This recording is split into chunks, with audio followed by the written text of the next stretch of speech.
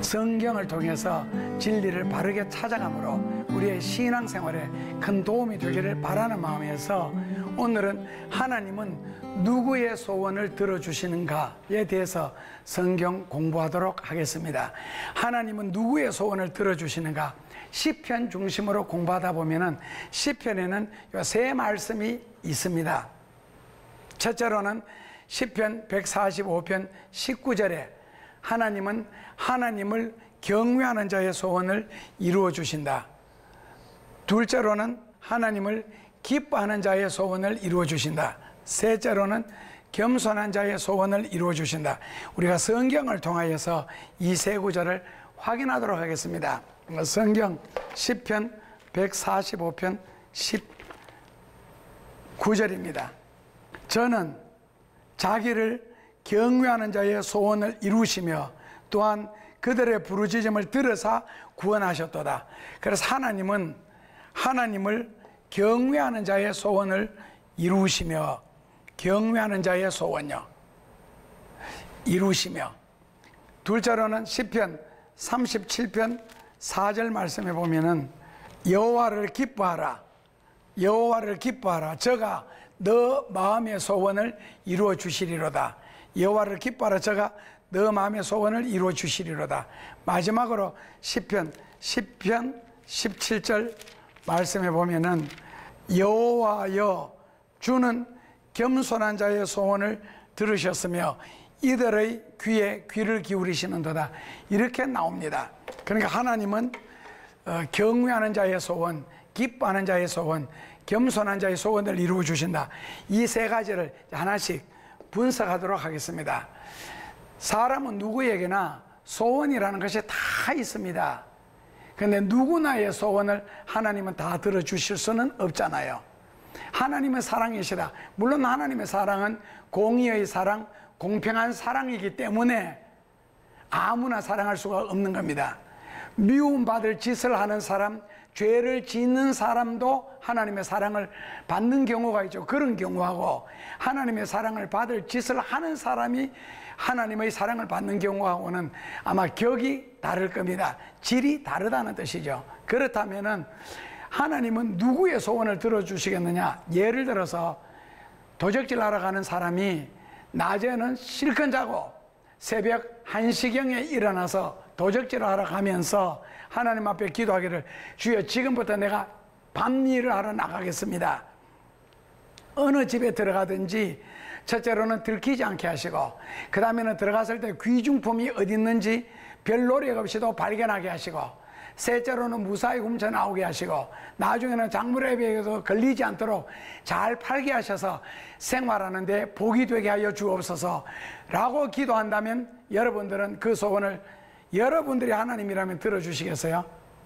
학생들 같으면은 공부해야 할 시간에 공부는 안 하고 뭐 전자오락, 안 그러면 인터넷 게임, 아니면은 딴짓하는 거, 그런데 열중하다가 시험날이 가까웠습니다. 그때 벼락치기 공부를 하면서 하나님 지혜와 총명을 주시옵소서 라고 기도한다면 들어주시겠어요?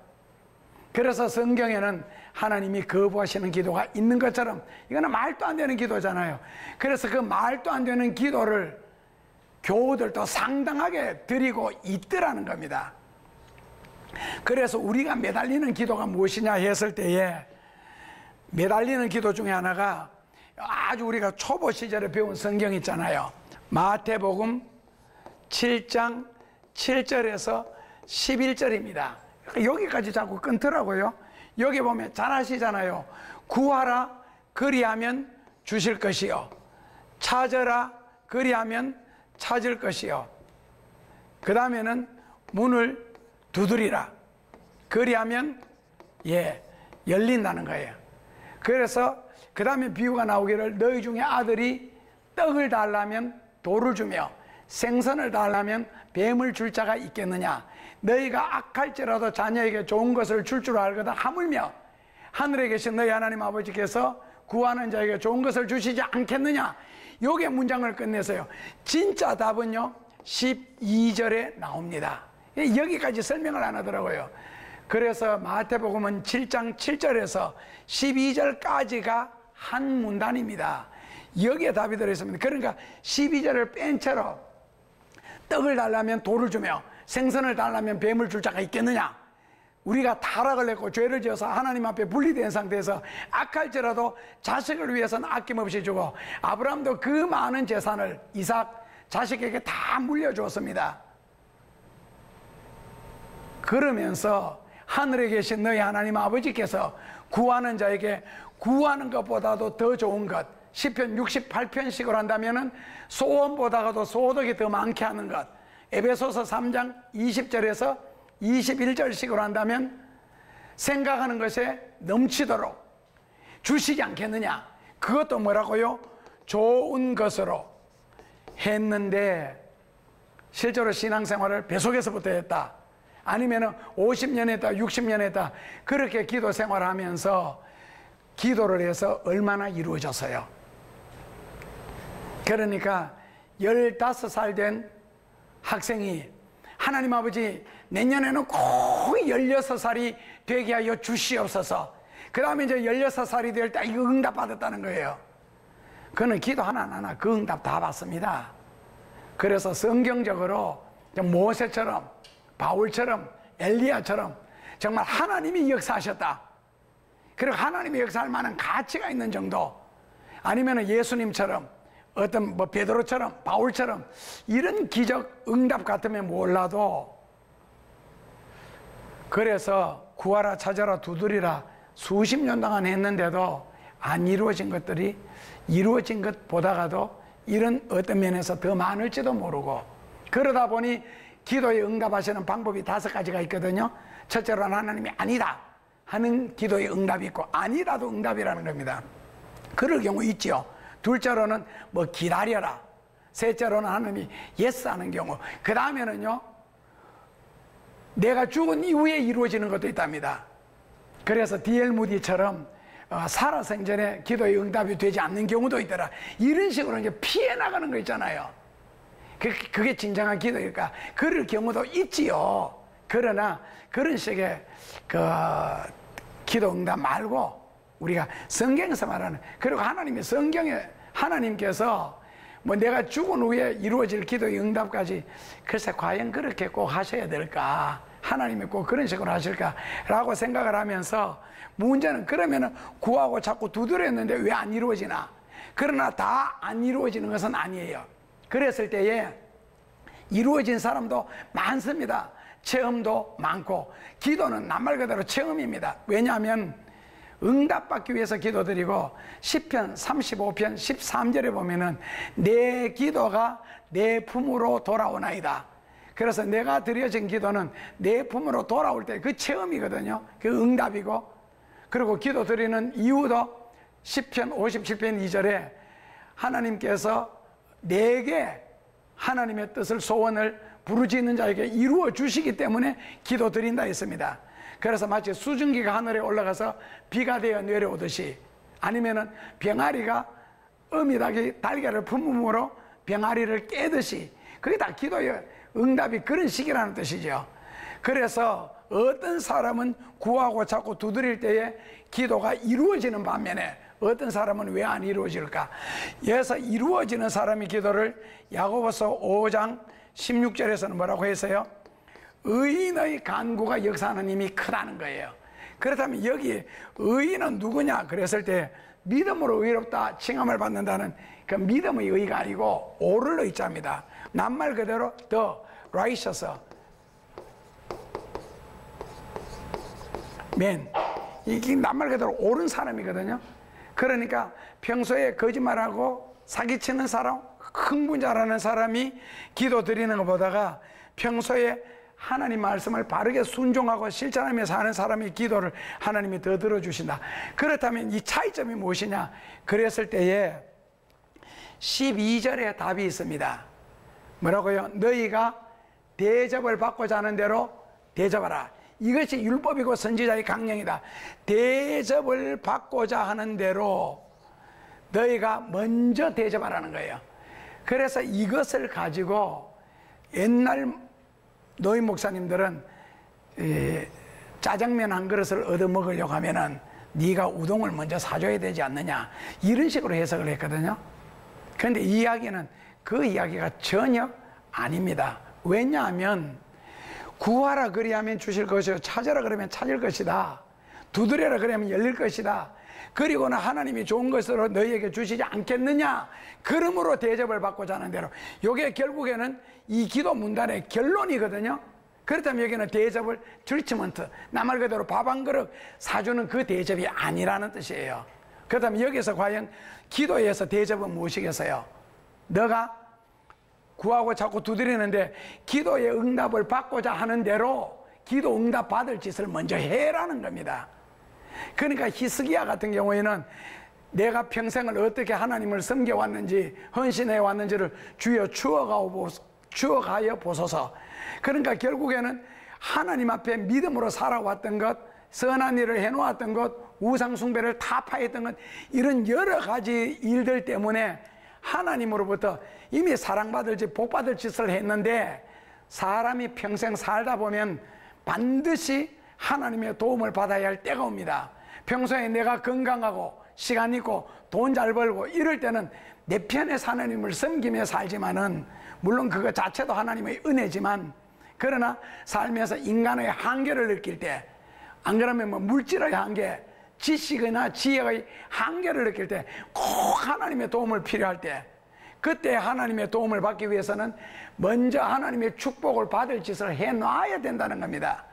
봄에 밭에 나가서 씨를 뿌려 놔야 그 다음에 가을에 가서 거둘 것이 있는데, 봄에 씨는 안 뿌려놓고 가을에 가서 거두겠다, 이것은 어불성설이죠. 그러므로 대접을 받고자 하는 대로, 하나님의 기도의 응답을 받고자 하는 대로, 구하면 주시고 찾으면 찾고 두드리는 자에게 열릴 수 있도록 하나님 앞에 미리 뭐라고요? 그런 짓을 해놓으라는 겁니다. 그래서 선을 행하여 놓은 후에는 절대로 낙심하지 하지 마라. 때가 되면 반드시 거두리라. 그래서 성경에는 하나님이 누구의 기도를 들어주시느냐 했을 때에 경외하는 자, 기뻐하는 자, 겸손하는 자, 시편에는 이렇게 세 가지로 정의를 내려놓았습니다. 그래서 하나님은 누구의 소원을 들어주시는가? 평소에 하나님을 두렵고 떨리는 마음으로, 이제 경외지요. 자, 두렵고 떨리는 마음으로 하나님을 섬기지 아니하면 소원 안 이루어집니다. 그러니까 잠언 28장 9절에 있는 것처럼 평소에 하나님의 말씀을 듣고 순종하지 않는 자가 하나님 앞에 소원을 이루어 달라고 기도할 때 하나님은 그 기도를 거부하신다. 성경에 그렇게 해놓았습니다.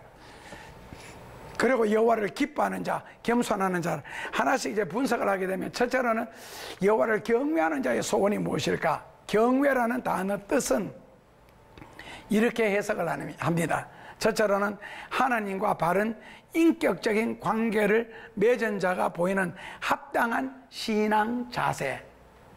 인격적인 관계, 이것을 표현한 이유는 이거는 감정적이다, 순간적이다, 인간적이다 하는 이런 뜻이 아닙니다. 기분 따라 아니고 인격적인 관계, 다시 말하면 철저하게 말씀이 근거가 되어서 하나님과 나 사이에 언약이 맺어진 자, 그런 식으로 신앙생활을 하는 겁니다. 합당한 자세, 하나님의 자녀로서의 합당한 자세, 정상적인 자세, 성경적인 자세. 둘째로는 경외라는 단어 뜻이 공경할 경자, 두려울 외자입니다. 사람들이 하나님을 믿는다 그럽니다. 그러면은 성경은 뭐냐? 하나님의 말씀이라 그럽니다. 여기까지는 믿어요. 그 다음에는요, 말씀 절대 순종 안 하지요. 주일날 집에 손님 오면 교회 오십니까? 형제가 외국에 살다가 한국에 들어온다고 교회 안 옵디다. 공항에 마중 나가야 된다고. 예를 들어서, 그렇다면 하나님이라는 그 무게와 형제가 오기 때문에 교회 못 나온다, 어떻게 되는 겁니까? 정말 하나님이 무서운 줄 몰라서 그런가요? 그러니까 주일 성수라는 것은 태초의 약속이거든요. 그런데 선약이 있어서 교회 못 나온대요. 집사님 지난주에 교회 안 나오셨던데, 그러니까 바빠서 못 나왔답니다. 그러면 교회는 할 일이 없을 때만 나옵니까? 그러면 갑자기 사고 나거나 아파서 병원에 입원도 못 하겠네, 바빠서. 그런 말도 얼토당도 않는 소리를 하는 이유가 무엇이냐? 하나님이 두렵고 떨리는 이 경외하는 신앙 자세가 없어서 그렇습니다. 그렇다면 아브라함이 이삭을 바쳤다. 그것은 말씀을 믿는 용기에서 나오는 거거든요. 그렇기 때문에 두렵고 떨리는 마음으로 하나님이 이삭을 바쳐라, 이삭을 바쳐라 했을 때 아브라함이 바칠 수 있었던 것도 창세기 22장 12절에 보면 기가 막힌 말씀 나오죠. 유명한 구절이죠. 너가 나를 경외하는 줄을 내가 이제야 알겠노라. 아브라함이 75세 때 부름을 받았습니다. 100세 때 이삭을 낳았습니다. 그리고 이삭이 20세 때 바로 모리아 제단에서 드렸습니다. 아브라함 나이가 45세 때입니다. 그렇다면 지금까지는 뭐라는 겁니까? 45년 동안 갈대 우르에서 말씀을 듣고 순종해서 떠난 것부터 시작해서 45년 후에 하나님이 아브라함에게 너가 나를 경외하는 줄을 내가 이제야 알겠노라. 그것은요 바로 이삭을 드리는 사건을 통해서요.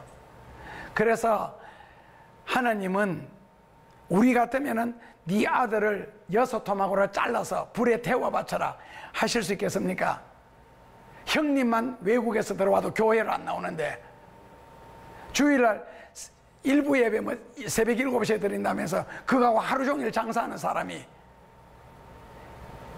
한번 식당에 갔더니 어떻게 직원하고 우연하게 이야기하다가 자기는 교회 다닌다고 뭐 큰 교회 다닌대요. 그런데 주일날 장사한다는 겁니다. 그리고 왜 그러냐? 우리는 일부 예배가 아침 7시에 드리고 퍼뜩 7시에 드리면 8시에 와서 그 다음에 문 열면 된대요. 성경에 그러라 그래서 차라리 예배 드리는 게 아르바이트네요. 그러면은 그게 하나님을 두려운 줄 모르고 그러면서도 생사화복은 하나님이 주장하신다 라고 또 성경 구절 외울 때 보면 미워 죽겠어요.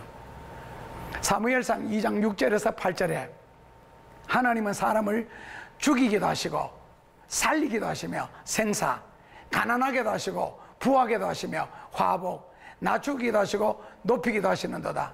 땅의 모든 것은 하나님의 것이다. 그래서 말씀을 순종해라. 외우면서도 안 믿잖아요. 그러나 성경은 하나님의 말씀이다. 그리고 하나님은 살아계신다. 외우면서 성경에서 구체적으로 들어있는 내용을 안 믿더라는 겁니다. 왜? 인격적이지 못하니까. 두렵고 떨리는 마음이 없기 때문에. 그래서 키엘 케고로가 지었는 공포와 전율이라는 그 문학책을 읽어보면은 아브라함이 이삭을 드리는 장면이 나옵니다. 거기에서 아브라함이 정말 하나님을 두려워하는 거, 그 사신 하나님 앞에 자기가 서 있다는 거, 그걸 고민하거든요. 그리고 오늘 우리는 그냥 예배 드리는 시간만 하나님과 관계가 있고, 그 다음에 예배 금방 마치고 회의할 때만 봐도 벌써 따지고 싸우고 흥분하고 마이크 잡고 고함 지르는 거 보면 진짜 예수 잘 믿었지요. 금방 예배를 잘 드렸지요. 찬송 부르면서 뭐 입이 100개나 있어도 만 입이 4개 있어도 그 입 다 가지고 내 구주 주시는 종을 늘 찬송하게, 그 찬송 부른 지 10분도 안 지났어요 아직까지. 그런데도 회의만 하면 왜 화를 냅니까? 고함을 지르고 따지고 싸우고. 그럼 차라리 교회에서 회의를 없애버려요. 그를 이렇게 죄를 지을 바에는. 그리고 회의를 참석해서 죄 지을 바에는 회의 참석하지 마요. 그 사람은요. 죄 짓는 것보다는 차라리 낫잖아요. 정말 하나님을 살아계심을 믿느냐? 성전이 하나님의 집, 그리고 이 성전의 머리는 예수님, 그리고 성전의 주인은 하나님이라는 걸 정말 믿느냐? 우리는 죄인이라는 거, 망할 자라는 거, 지옥 갈 자라는 거 믿고 예수님의 은혜로 구원받았다는 걸 정말 믿느냐는 거예요. 교회 사는 짓들을 보면은, 그리고 그 신자들이 세상에 나가서 사는 모습을 보면은 그 하나님의 두려운 게 전혀 없는 거예요. 말로만 생사화복을 주장하시고 나올 뿐이지. 그 다음에는 하나님을 경외한다 그랬을 때 하나님의 뜻을 받들어 사는 행위입니다. 성경에 축복과 연결된 성경 구절, 아니면 큰 복을 받았던 사람들, 예를 들어서 아브라함, 그 이전에는 노아부터 시작을 해서 히스기야부터 다 제목이요, 하나님을 경외하는 자들이라 나옵니다. 그러니까 하나님 편에서도 그를 축복했고, 출애굽기 1장 10절에서 끝절까지 보면 그 바로가 왕이라는 뜻입니다. 애굽의 바로, 애굽 왕이 이스라엘 여성들이 아기를 낳으면, 남자를 낳으면 죽여라. 근데 거기 시뿌라와 부하라는 산파가 나오는데, 그들은 하나님을 경외하였으므로 왕을 속이고 아이들을 다 살렸습니다. 나중에 왕 앞에 불려갔습니다. 왜 살렸느냐? 거기서 거짓말을 합니다. 그런데 하나님이 시뿌라와 부하를 축복하심으로 그들의 가정이 굉장히 번성하고 왕성하게 축복받는 장면이 나옵니다. 왜? 시뿌라와 부하가 세상의 왕을 속이면서 하나님의 말씀을 순종했고 하나님을 경외하였으므로 라고 나옵니다. 그래서 사람과 하나님과의 상대가 될 때는 하나님 편을 선택해야죠. 그래서 하나님이 그들에게 크게 축복해 주시는 장면이 나옵니다. 바로 하나님이 두려운 줄 알아야 그분의 말씀을 지킬 수가 있기 때문에 그렇습니다. 그래서 하나님은 사람 편에서 하나님과 바른 관계, 그리고 정말 하나님을 두려워할 줄 아는 그 믿음, 그 다음에 하나님의 뜻을 순종하기 위하여 노력하고, 그 다음에 성경 말씀대로 순종하려고 애쓰는 사람의 소원을 하나님도 들어주신다는 겁니다. 평소에 하나님의 말씀을 다 불순종했다가 잠언 1장 23절에서 30절에 나오는 것처럼 내가 어려움이 당하고 내가 고통이 당했을 때 그때 놀라서 하나님 도와주시옵소서, 축복해 주시옵소서, 문제를 해결해 주시옵소서라고 부를지라도 내가 그들을 만나지 아니할 것이며 그들은 나에게서 기도의 응답을 받지 못할 것이며 오히려 내가 그들을 비웃으리라. 하나님의 자녀가 지금 고통을 당해서 부르짖는데도 비웃으리라. 절대로 너의 기도의 응답을 받지 못하리라. 왜? 평소에 너가 나의 말씀을 멸시하였음이니라. 그래서 하나님을 경외하지 않는 자의 소원은 하나님이 들어주시지를 않습니다. 둘째로는 하나님을 기뻐하는 자의 소원을 들어주신대요. 시편 37편 4절에 보면은 여호와를 기뻐하라.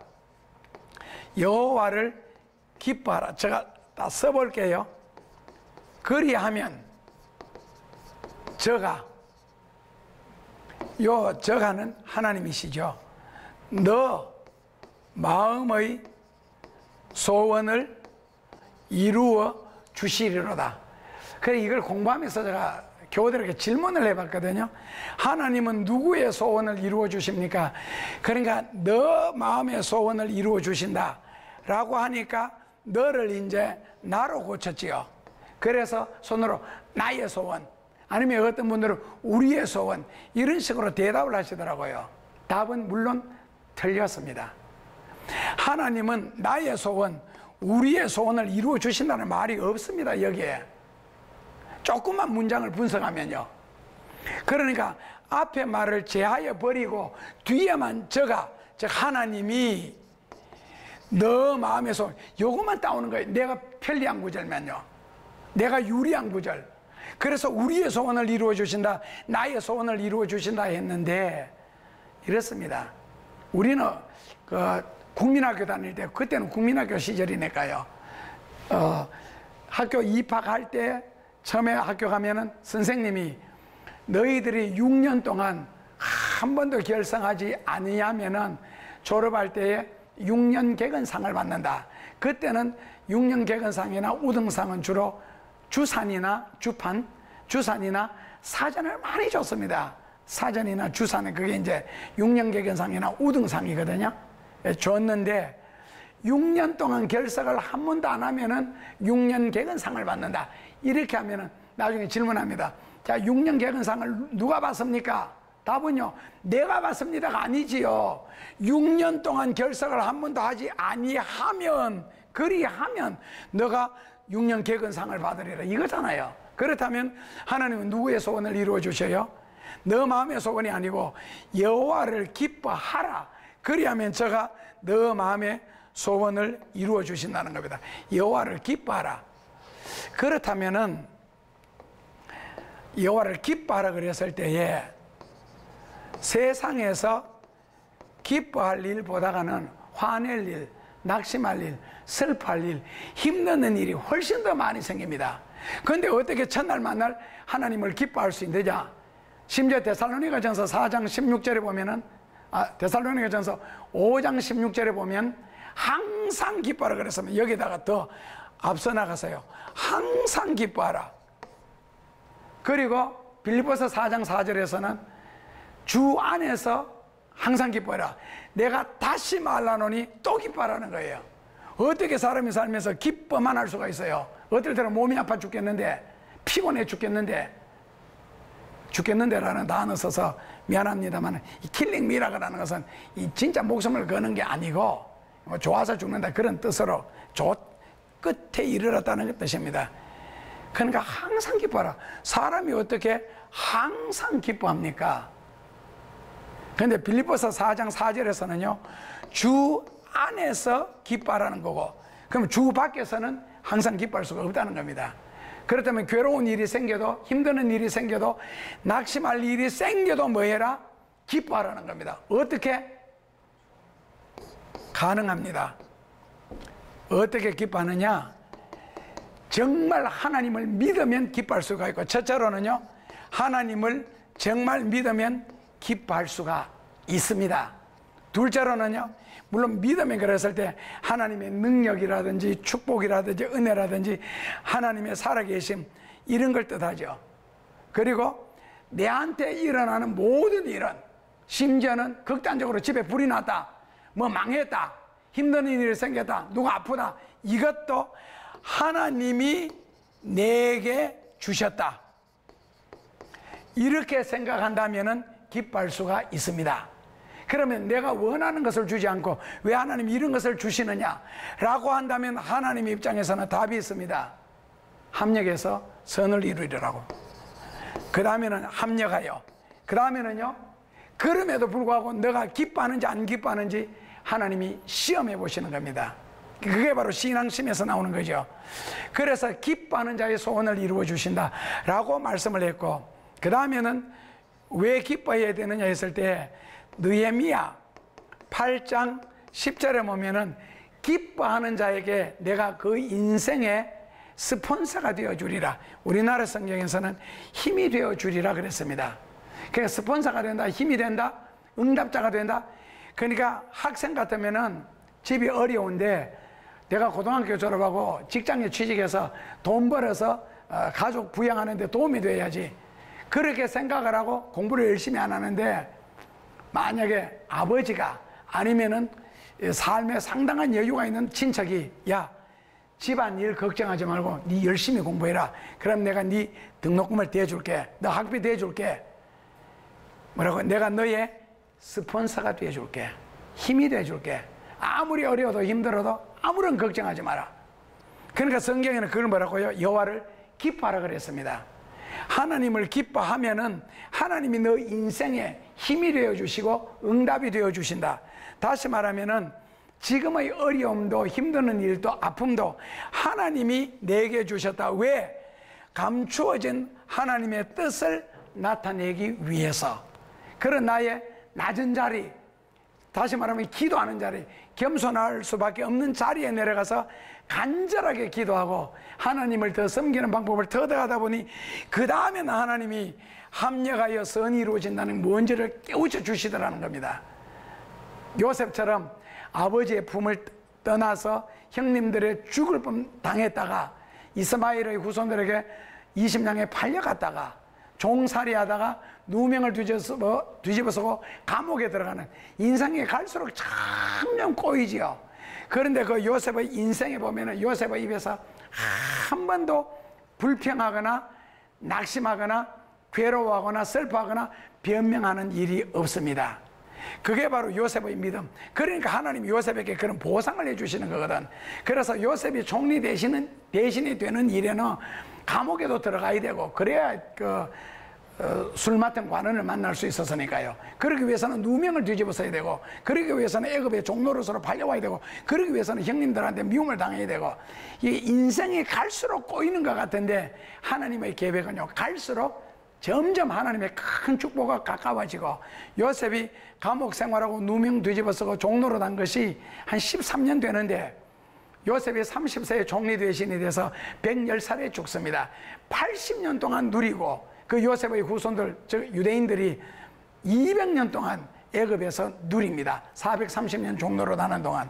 나중에 요셉을 알지 못하는 왕이 들어섰을 때 이제 피라미드를 짓고 스핑크스를 지으면서 이제 핍박을 하기 시작했죠.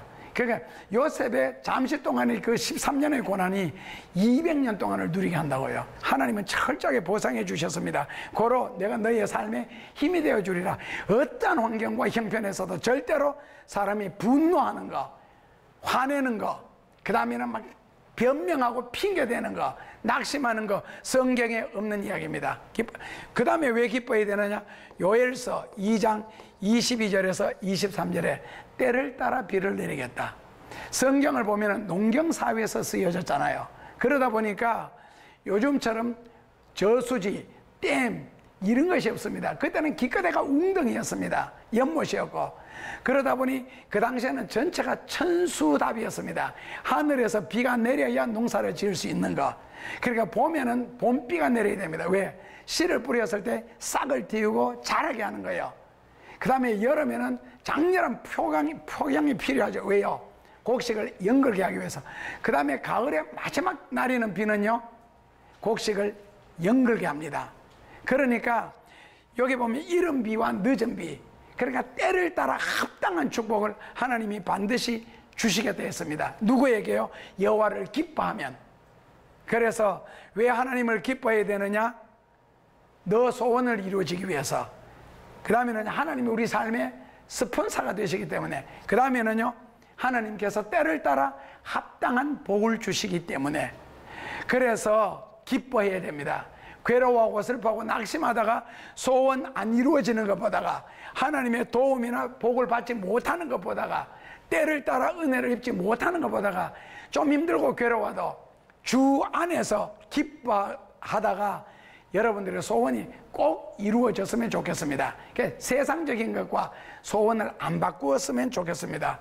그리고 하나님이 누구의 소원을 들어주시느냐 했을 때 시편 10편 17절에 나는 겸손한 자의 소원을 들어주신다 그랬습니다. 그렇다면 겸손이란 무엇인가? 라고 했을 때 일반적인 용어에서 겸손이라는 뜻이 있고 구약과 신약에서 겸손이라는 단어가 다릅니다. 일반적인 의미에서 겸손이라는 것은 나보다가 남을 낮게 여기는 거. 영어로 말하면 after you라 그럽니다. 그러니까 예를 들어서 막 하다못해 우리가 엘리베이터를 타면서도 당신 먼저, 계단을 오를 때는 남자가 먼저 올라가야 되고 내려갈 때는 여자가 먼저 내려가야 됩니다. 그게 이제 일반 상식이죠. 그랬을 때는 이제 쉽게 말하면 겸손이란요, 양보하는 겁니다. 이걸 미덕이라고까지 표현을 하죠. 그러니까 하다못해 식사 자리에 밥상머리에 앉았을 때도 수저드는 순서도 나이 순으로, 그 조금 늦게 먹는다고 굶지 않습니다. 윗사람이 먼저 수저를 드는 것을 보고 약간만 늦으면 되거든요. 1, 2초만 늦어도 그 양보하는 걸 겸손이라 그럽니다. 그 다음에는 이제 일반적인 의미에서는요, 구약 성경에서 겸손이란 무엇이냐 그랬을 때에 구약에서는 한마디로 말하면은 주제 파악을 할 줄 아는 것. 뭐 농담 삼아 국어를 배웠으면 주제 파악을 하고 산수를 배웠으면 네 분수를 알라. 그러니까 뭐 소크라테스식으로 한다면은 너 자신을 알라. 그게 깨닫는 게 뭐라고요? 겸손입니다. 그러니까 우리가 우리 자신의 주제를 파악하다 보니 답이 나왔습니다. 뭡니까? 바로 죄인이라는 겁니다. 그러니까 죄인이라는 것을 깨닫고 평소에 사는 것이 바로 겸손입니다. 그러니까 나는 죄인이다. 이걸 다른 말로 바꾸면은요, 누군가가 도와주지 않고 구원해 주지 않으면은 나는 절대로 구원받을 수 없다. 그래서 여기에서 하나님의 은혜를 생각하는 겁니다. 하나님의 은혜를 생각하는 것이 바로 겸손이라는 뜻입니다. 내가 죄인이라는 것을 깨닫는 거죠. 그 다음에 신약에서는 겸손이라는 단어 뜻이 무릎을 꿇다 그라는 뜻입니다. 신약에서 겸손은 무릎을 꿇다. 무릎을 꿇다 다시 우리말로 해석하면요, 기도한다는 뜻이죠. 그래서 신약 성경에서는 기도하는 것이 겸손입니다. 그럼 교만은 뭡니까? 내가 건방지다 뭐 이게 아니고 기도하지 않는 것 자체가 교만입니다. 농담 삼아 여러분들에게 질문하시면요, 여러분들은 겸손하십니까? 교만하십니까? 하루에 얼마나 겸손해집니까? 라고 질문한다면 기도를 얼마나 하느냐, 신약의 뜻이 겸손입니다. 그냥 하나님 앞에 무릎을 꿇는다 그러는 말은 포기한다, 항복한다 그런 뜻이죠. 다른 말로 바꾸면 당신에게 다 맡긴다. 그게 표현되는 게 뭐라고요? 기도라는 뜻입니다. 그렇기 때문에 평소에 기도 생활을 하지 않는 것 자체가 건방진 거고 교만한 겁니다. 그래서 하나님은 누구의 소원을 이루어 주시느냐 했을 때에 첫째로는 하나님을 경외하는 자의 소원을 이루어 주시고, 둘째로는 여호와를 기뻐하는 자의 소원을 이루어 주시고, 셋째로는 겸손한 자의 소원을 이루어 주십니다. 셋 다 하면은 가장 무난한 생활이 되겠지만 셋 중에 하기 힘들면 한 가지라도 철저하게 하심으로써 여러분들의 소원이 하나님 앞에 이루어질 수가 있습니다. 그러므로 여호와를 경외하다가 기뻐하다가 범사에, 그리고 겸손하다가 여러분들의 소원이 이루어지는 귀한 체험을 할 수 있기를 주님의 이름으로 축원합니다.